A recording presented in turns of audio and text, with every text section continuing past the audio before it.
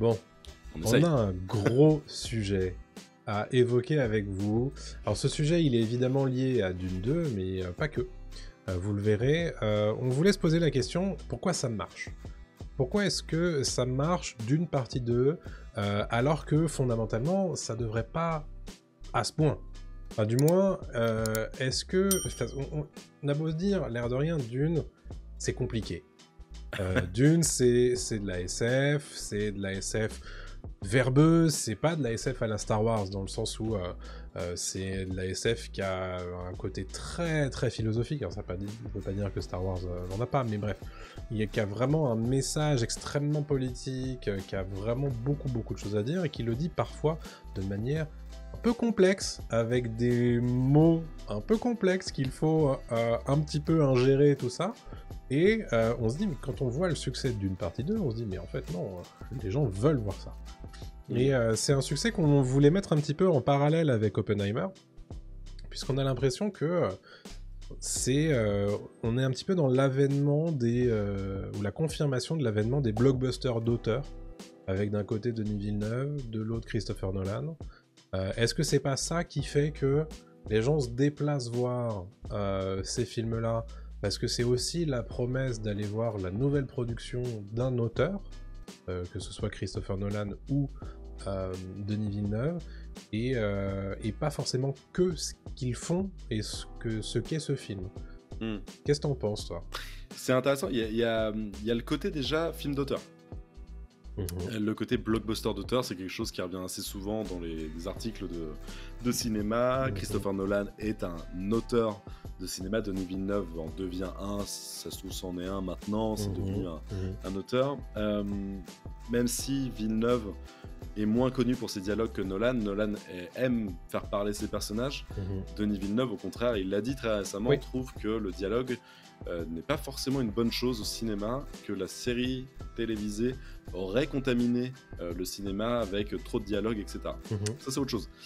Est-ce que les gens vont voir, par exemple, Oppenheimer, Dune 2, des gros films comme ça, parce que c'est des films, je vais appeler ça des films de gros cerveau, en se disant, waouh, je vais aller voir un film intelligent, et en même temps, il y a du fric, une débauche de fric, et c'est bien fait, et donc je vais pas passer pour un con auprès de mes potes, et de mes collègues, et de mes amis, et de ma famille, etc., parce que j'aurais vu le dernier truc à la mode. Est-ce que, au contraire, Nolan, je prends plus l'exemple de Nolan, a trouvé la formule pour nous faire aimer des trucs compliqués. Et le mec le plus fort pour vulgariser des choses compliquées. Bon. Ça, c'est pareil, parce que Tenet, par exemple, il y a des concepts extrêmement compliqués et même lui s'est perdu. Je trouve aussi, Oppenheimer, non. Oppenheimer, c'est vrai qu'il y a des concepts extrêmement compliqués et ça se suit très bien. Je veux dire, on va pas non plus... Et pourtant, ça parle physique quantique pendant 3 heures, quoi. Je sais pas. En fait, j'arrive pas à avoir d'avis précis et est-ce que c'est pas un effet de mode non plus? Enfin, tu vois, il y a pas un truc où Dune 2, on va le voir comme je l'ai dit juste avant parce qu'il y a du Chalamet, il y a du Zendaya, il y a du Austin Butler, il y a du Anya Taylor-Joy, il y a du comment elle s'appelle française, mince, Léa Seydoux, etc. Florence Pugh et tout. Est-ce que tout ça, le marketing aussi, ne pousse pas à aller voir ce genre de film? Est-ce que justement c'est pas une réussite de marketing plus qu'une réussite filmique? Même si je pense qu'Oppenheimer est une vraie réussite filmique, que Dune 2 non, mais ça c'est un avis perso. Alors, bon, il y a deux choses, parce que effectivement, les deux films sont deux francs succès commerciaux. On verra évidemment si Dune 2 fera aussi bien qu'Oppenheimer. A priori, les prédictions disent que pas forcément, mais en tout cas, succès commercial, c'est évident. Succès public aussi. Succès critique également, tous les deux. Et c'est vrai qu'on peut les mettre tous les deux sur un pied d'égalité, parce que tu as parlé du casting long comme le bras d'une partie 2, mais c'est exactement le cas aussi d'Oppenheimer, qui enchaîne presque encore plus les stars. Et donc forcément, ça donne tout de suite une aura, un poids à ton film, et ça aide évidemment énormément dans une phase de promotion, et c'est aussi pour ça que Legendary et Warner ont décalé Dune 2 plutôt à mars, pour éviter que la grève des acteurs muselle tout ce beau casting qui a tant battu le rappel dans la promotion ces dernières semaines. Mais pour toi, c'est ça? Pour toi, c'est le casting qui, déjà, non, je pense que c'est un des éléments. Le produit d'appel, quoi. Enfin, le truc vraiment qui... Je pense que c'est un des éléments, mais le fait que les jeunes cinéphiles se soient plus rués voir Dune 2 que Dune 1 doit certainement faire partie de ces éléments-là, puisque les jeunes, ils sont aussi... Sauf tu dis les jeunes, hein, fais gaffe. En l'occurrence, on fait encore partie de la cible des jeunes pour les studios, puisque c'est 18-35 pour eux, pour l'instant, on en fait encore partie. Mais c'est surtout que ces jeunes-là, ils sont aussi plus attrapables via certains réseaux sociaux. Et certains réseaux sociaux qui ont été particulièrement bien ciblés, j'ai trouvé, par Warner, notamment sur un certain nombre d'événements, d'interviews, etc. Je sais pas toi, mais moi sur TikTok, j'ai été abreuvé de contenu Dune pendant des semaines. Mais c'était too much et c'était n'importe quoi. Oui. On reprochait à Dune 1 d'avoir des pubs pour parfum à l'intérieur du film. Le marketing, en fait, a transformé la promo de Dune 2 en pub pour parfum à grande échelle. En fait, il y a des trucs où ils étaient devant la Tour Eiffel, c'était ridicule au possible. Ça a été détourné, en fait, c'est devenu des mèmes. Il y a cette vidéo promo que je t'avais envoyée l'autre fois où Zendaya et Chalamet offrent du popcorn à une meuf avant de rentrer dans la salle de cinéma. J'appelle ça un rêve fiévreux. Hein, c'est trop bizarre. Et en fait, ils vont trop loin dans le marketing. Après, ça marche. Et ça marche, voilà. C'est pas pour rien que le budget est énorme aussi, hein, je pense que... Et tu vois, ça c'est un truc... pour moi, ces films-là, et Oppenheimer, parce que je l'ai vu dans le chat, a aussi bénéficié du coup marketing qui a été Barbenheimer, que Barbie et Oppenheimer soient tous les deux sortis en même temps. Forcément, ça a aidé. Et c'est la première fois qu'on avait vu vraiment un truc un peu comme ça, qui était aussi un marketing qui tirait les deux vers le haut. Marketing qui a un peu pâti d'ailleurs à Mission Impossible 7, puisque c'est un peu le dindon de la farce dans cette histoire. Mais tout ça pour dire que il y a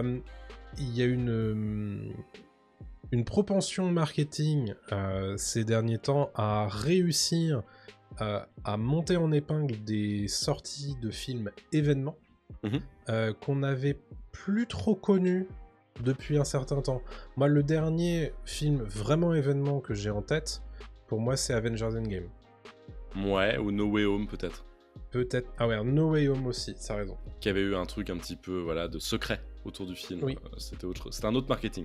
C'est autre chose. C'était un marketing, faut pas dire ce qui se passe. Parce que c'est ça. Voilà. Et donc ça te pousse à aller voir le film en avance. Je vois dans le chat, et Barbie ça a bien fonctionné aussi, et rappelons-nous aussi Titanic, et etc. En fait, Barbie, évidemment que c'est un énorme film. Il a rapporté plus qu'Oppenheimer, Barbie, au box-office. Le sujet de ce soir, il n'est pas sur ce genre de film. Alors, on va me dire, voilà, Barbie, c'est un film d'auteur, gars, et tout.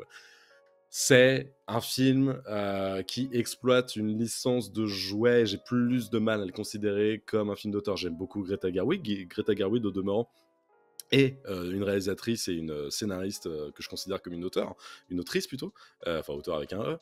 Il n'y a aucun souci sur ces autres films, il y a pas de souci. Barbie, j'ai un peu plus de mal à voir le produit comme quelque chose de très poussé et qui peut ramener les foules au-delà de ce qu'est... dans quoi je me suis embarqué, il faut que tu m'aides là. Non mais en fait, moi je pense que ce qui est super intéressant, c'est le côté événementialisation d'une sortie de film. Mais alors, excuse-moi, je me perds, attends, j'ai retrouvé mes pensées, mais vas-y. En gros, ce que je veux dire, c'est que Barbie, il y avait une évidence. Oui. C'était logique que ça marche. Oui. Alors ça aurait pu ne pas fonctionner, tu vois. Oui. Mais pour moi, il y avait une logique. Bon, c'est Barbie, Margot Robbie, Ryan Gosling, Ken, Barbie, Billie Eilish à la musique. Oui. Bon, ça va pas à cartonner. Il y avait un côté produit tellement bien usiné. Calibré. C'est calibré de fou, ça va directement dans la cible. C'est dans tes mirettes. Et en plus de ça, ce film, ce qu'il a réussi et qui est incroyable, c'est qu'il a réussi à plaire à peu près tout le monde, dans le sens où il a non seulement chopé sa cible, mais en plus il a chopé des gens comme nous deux, qui a priori n'était pas forcément le cœur de cible, et pour autant on a réussi à y aller parce qu'en fait le film était beaucoup plus intelligent que ce qu'on croyait à la base. Bien sûr, beaucoup plus intelligent. Je dis pas que c'est un grand film non plus. Non. À l'époque, j'étais sur la réserve à l'époque de la critique aussi, mais ça reste un bon film. Mais ce que je veux dire, c'est que voilà, le produit est calibré, on l'a vu, on l'a aimé, on l'a pas aimé, mais on l'a vu. Oppenheimer, à l'époque, rappelez-vous, c'était pas fait non plus. Rappelez-vous que Christopher Nolan sort de l'échec de Tenet, juste avant. Il sort de l'échec de Tenet qui a été un four. Alors, il y en a qui vont justifier ça en disant que c'était le Covid, c'était le premier mec qui a justement eu les coronas de sortir un film juste après la pandémie, certes, mais Tenet, c'est un four. Il sort Oppenheimer, on se dit, oh putain, attends, ouais, le sujet est intéressant. Film de 3 heures. Certes, il y a des stars, mais il y a du noir et blanc. Ça parle de physique quantique dans un monde où il y a une guerre possiblement nucléaire. C'est pas non plus le truc où tu te dis ça va rameuter les foules, quoi. Et pourtant, tu sors pas au Japon non plus. Et tu sors pas au Japon. Je sais pas si c'est le plus gros marché non plus, mais voilà. Il y a quelque chose d'assez unique et d'assez intéressant de se dire, les gens se sont déplacés, mais pour quelle raison? Et je te redonne la parole, excuse-moi, mais c'est particulier, quoi, ce genre de... Mais, en fait, c'est fou parce que là, cette discussion, vous vous doutez bien qu'on va pas arriver avec une réponse définitive sur pourquoi les gens sont allés voir ces films. Non. On se pose des questions et on vous pose aussi la question, donc c'est pour ça qu'on attend aussi vos commentaires. Mais l'idée, c'est que pour moi, je pense qu'il y a un truc qu'ils ont réussi à trouver. C'est une machine qui est difficile à huiler, la sortie d'un film, sinon tous les films seraient des cartons. Mais là, en l'occurrence, il y a l'accumulation de facteurs qui font que tu peux y croire quand même. T'as un nom de réalisateur qui commence à être vraiment très connu, très primé, l'air de rien, qui est connu pour ses réalisations de talent. Donc là, ça parle des deux, Nolan et Villeneuve. Il y a un casting qui t'envoie des étoiles plein les yeux, puisqu'on l'a dit il y a quelques semaines, il n'y a plus vraiment de stars seules qui sont capables de faire sortir les gens de chez eux et d'aller au cinéma. Donc là, comment on fait? On chope énormément de stars, et du coup, t'as des gens qui vont aller voir Dune 2 pour Chalamet, mais t'en as d'autres qui vont aller voir pour Javier Bardem, t'en as d'autres qui vont aller voir pour Léa Seydoux, j'en sais rien. Et tu vois, donc forcément, ça rameute un petit peu plus. T'as un casting intergénérationnel aussi. Aussi, c'est hyper important, je pense. Dans Dune 2 plus que dans Oppenheimer. Complètement. Et donc ça aide énormément. La troisième chose, c'est que t'as l'impression que c'est des sorties où il n'y a que ça à voir au cinéma à ce moment-là. Et ça, je ne sais pas comment ils réussissent à faire ça, parce que autant Dune 2, c'était vraiment le premier film événement de l'année, autant Oppenheimer, ça faisait quand même un petit moment qu'il y avait des choses en salle de cinéma à ce moment-là, tu vois. Bien sûr. Et donc ça, t'as l'impression que ça occulte un petit peu tout ce qu'il y a, et donc ça en arrive à mon quatrième point, c'est le bouche à oreille. Le bouche à oreille qui fait que, comme le dit Anthony, je vais moins au cinéma aussi, et je pense que les gens aussi vont moins au cinéma, parce que la vie ça coûte cher, le cinéma ça coûte cher, et donc forcément dans une période d'inflation, tu fais attention à ce que tu vas voir au cinéma.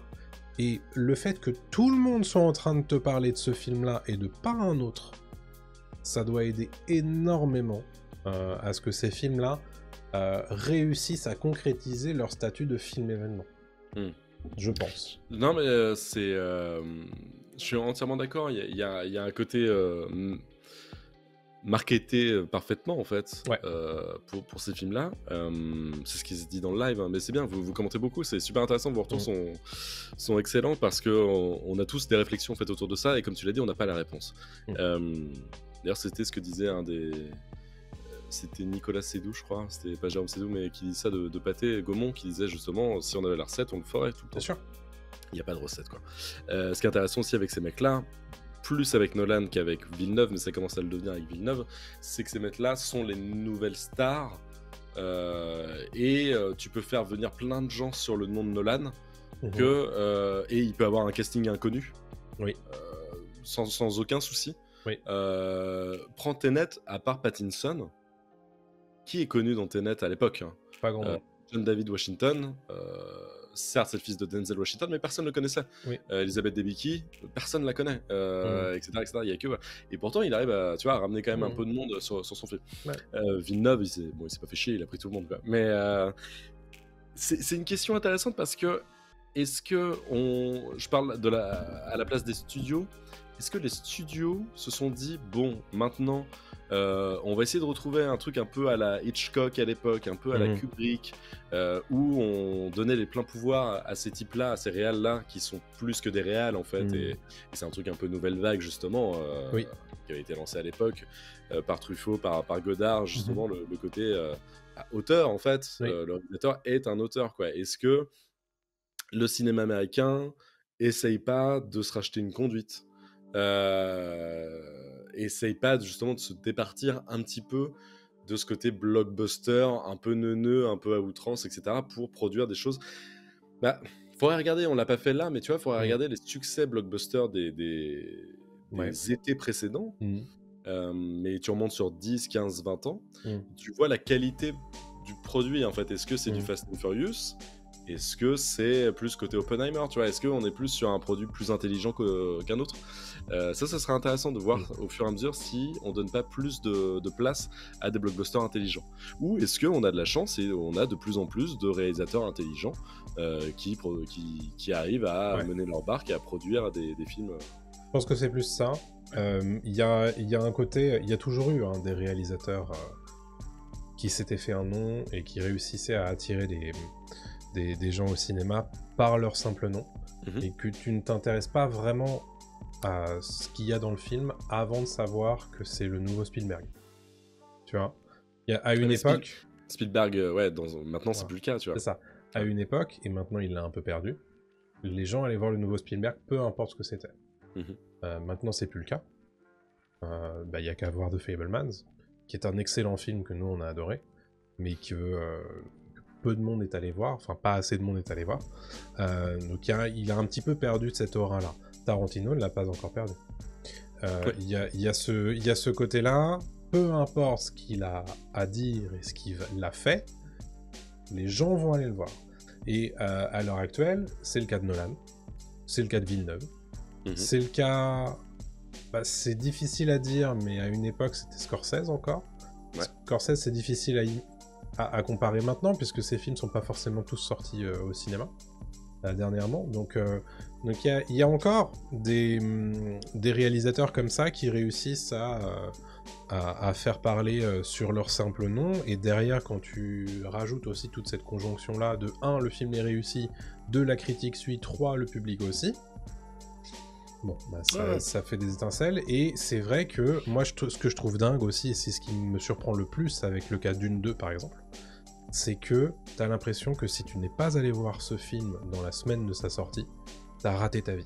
Ouais, alors ça me saoule par contre. C'est surprenant, oui, et au-delà de ça, moi ça me saoule. C'est-à-dire que... C'est incompréhensible pour moi. Je sais pas pourquoi, parce que...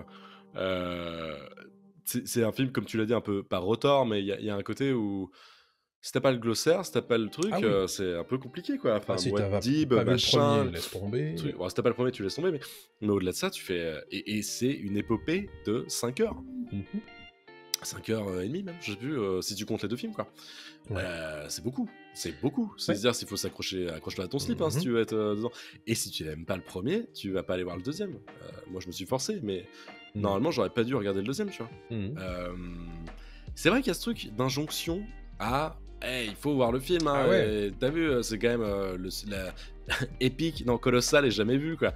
Et tu fais, non, ça n'a jamais été ça, Et je reproche pas aux gens d'aimer le film, c'est pas ça. Non. C'est juste exactement ce que tu viens de dire, genre, arrêtez de me mettre la tête face au film.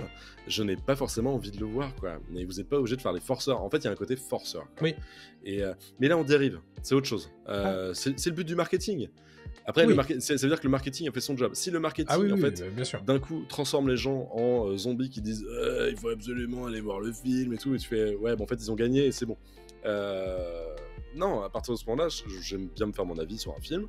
Si je suis hypé, je suis hypé. Si je suis pas hypé, je suis pas hypé. Mais c'est juste, faut pas faire les forceurs, quoi. Et en même temps, t'as toujours cette réflexion, tu sais, de potes qui te disent ça. Moi, quand on me hype trop un film, je n'y vais pas. Oui. Tout le temps. Mais Oui. toi aussi, le premier, j'imagine, de temps en temps, ça te le fait, Oui, etc. oui, bah, bien sûr. Donc en fait, ça peut avoir l'effet inverse. Mm. J'ai l'impression que Dune, c'est pas le cas. Non. J'ai l'impression que Dune, ils ont trouvé la limite et ils sont sur la ligne. Mais On en parlait la semaine dernière, t'as l'impression que tout le monde est absolument tous d'accord pour dire que c'est un chef-d'œuvre. Et donc on a parlé de notre avis la semaine dernière, donc je vous renvoie là-dessus. Mais c'est ça qui est le plus surprenant pour moi, parce que pour moi, tout le monde ne devrait pas aimer ce film. Parce qu'il est trop compliqué pour qu'il soit si peu clivant. En fait. Compliqué, là on fait pas du mépris, hein. C'est pas ça. Non, c'est pas traiter les gens de cons. Hein. C'est...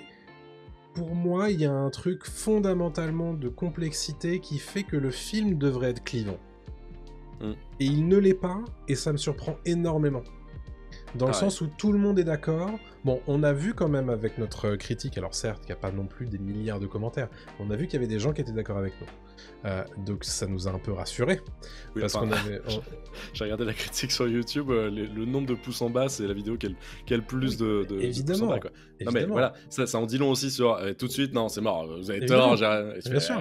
Mais il y a quand même des gens qui prennent le temps de dire oui je suis d'accord avec vous. Comme il y a des gens qui prennent le temps de dire qu'ils sont pas d'accord. Et tant mieux, il faut les deux.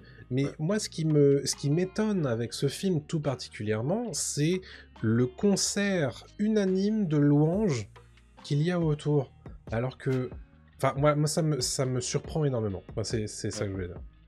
Bah pareil, on va pas passer 1000 ans à en parler, mais moi ça m'étonne. Est-ce que c'est un cas inédit? J'essaie de me rappeler d'autres films comme ça, où tu vraiment... vois, Avatar, qui a été un succès historique, avait ses détracteurs. Oui, voilà. Et personne te disait, il faut absolument le voir, tu vois, c'est une révolution. Si, Raphaël. Moins le 2 en tout cas. Alors, moins le 2, mais je te parle d'Avatar 1 en 2009. Premier, ouais. Les gens te disaient tous qu'il fallait aller le voir. Et à l'époque, c'était Titanic aussi. Oui, mais c'est justifié. Voilà, non, mais tu vois, il y a ce truc-là. Il y a toujours eu des films qu'il fallait absolument avoir vus. Si on peut parler éventuellement d'un exemple français, Bienvenue chez les Ch'tis. Bienvenue chez les Ch'tis, c'est le film dont tout le monde te parlait. À la télé, on te parlait aussi parce qu'il battait des records. Et bon, bref, c'était sempiternel. Mais il y a aussi ce truc-là qui fait que c'est... Intouchable, c'était pareil, tu vois. Ouais, exactement. Intouchable, je l'avais vu en Projo Press à l'époque. J'étais très content parce que j'avais zappé la hype. Donc je l'avais vraiment vu en avant-première. Et donc en fait j'ai vraiment découvert le film. Oui. Avant qu'on me dise regarde, c'est l'un des films les plus drôles, quoi. Oui. Parce qu'il y a et après, aussi... à l'époque, je me le film est très bien, le film est très drôle, et je me suis marré, et moi j'ai été le premier à en parler. Et ça, c'est marrant parce que tu changes de vision. Ah bah bien sûr. Quand tu l'as vu avant ou quand tu l'as vu après la hype, quoi. Et les bouche à oreille, c'est ça. Et on en parlait encore là en point box-office la semaine dernière. Je sais plus comment il s'appelle ce film avec Glenn Powell et Sydney Sweeney, Tout sauf toi. Tout sauf toi, le bouche à oreille. C'est le bouche à oreille qui a transformé le film. Alors le film, ce n'est pas évidemment un film d'auteur, hein. Loin de là. Même si apparemment il se targue d'être une adaptation de Beaucoup de bruit pour rien de William Shakespeare. Mais au-delà de ça, c'est un film, sans le bouche à oreille, il ne fonctionnerait pas. Donc en fait, le public, et c'est ça qui est génial aussi, ça prouve que le public fait tout un film.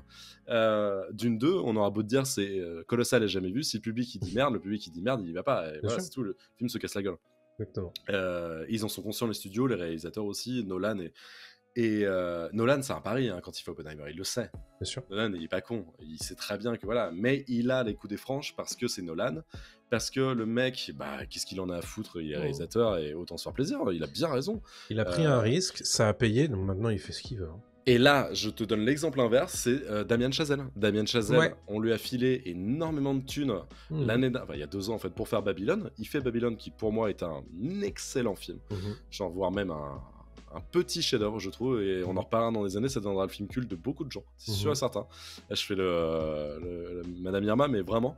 Et pour moi, donc bref, et sauf que Babylone est un four. Babylone, c'est un flop total et qui a vraiment en difficulté. Là. Sous-performé. Et donc là, depuis, Damien Chazelle dit, évidemment, on me refilera jamais un budget comme j'ai pu avoir sur Babylone, et je vais devoir réfléchir à ce que je fais après. Sûr. Donc maintenant, en fait, il est un peu, entre guillemets, dans la merde, et il est plus en odeur de sainteté, comme en 2016, quand il sort La La Land, et c'est le roi du monde, en fait. Donc tu peux tomber aussi de très haut, et on peut considérer Damien Chazelle comme un auteur un auteur un peu à Hollywood aussi, parce qu'il propose des choses un Oui. peu à contre-courant de ce qui est... Oui, bah, qui était sur une trajectoire un peu similaire à celle de Nolan et Villeneuve, et Tout à qui, fait. bah, au lieu d'enchaîner les succès, s'est cassé la gueule avec David Lynch. Il a vu Et trop gros peut-être. il y en a un autre dans le même genre, c'est Jordan Peele, qui est, quand on est au début de son parcours, de ce stade-là, où il grimpe en termes de budget, et où il pourrait continuer et sur cette pente-là. Bien sûr, bien sûr, bien sûr. Jordan Peele, pareil, ça peut être compliqué, il faut qu'il fasse attention, quoi, mais tout à fait, complètement. C'est ces mecs-là, et je trouve ça génial, parce que tant mieux qu'on ait des réalisateurs comme ça qui tentent des choses. Je préfère 1000 fois un Damien Chazelle qui se pète la gueule, qui a un produit calibré, nul, justement. Oui, bien sûr. On en parle toutes les semaines de ces trucs à la Marvel qu'on se mange tout le temps dans la gueule. Tout à fait. Moi, je veux des mecs qui tentent des choses et des meufs qui tentent des choses. Barbie, encore une fois, je dis Barbie, ça tente quelque chose. C'est juste que sur le côté marketing, c'était du pain de péni, quoi. Mais il y avait ça avait tout pour plaire. Voilà. Et moi, ce que avec Glenn Powell et Sydney Sweeney. Non, sauf toi. Merde, putain, je me suis trompé. Ce que j'ai beaucoup aimé avec Barbie, c'est que ça a essayé d'être un petit peu plus que juste le produit calibré que ça aurait pu être. Simplement. Oui. Et heureusement. Mais ouais. Donc voilà pour la discussion. Mais on attend vos commentaires à ce sujet. Si vous faites partie des gens qui se sont fait hyper la tronche par Dune 2 et vous y êtes allés, et en fait, dites-nous pourquoi vous êtes allés voir Oppenheimer et Dune 2. Quel a été le facteur qui vous a convaincu? Ça nous intéresse vraiment parce que il y a des succès parfois qu'on s'explique pas. Il y a des succès qui sont évidemment rétrospectivement, mais il y en a d'autres où voilà, c'est très cool que ça fonctionne, mais parfois on n'a pas toutes les réponses. Voilà. Exactement.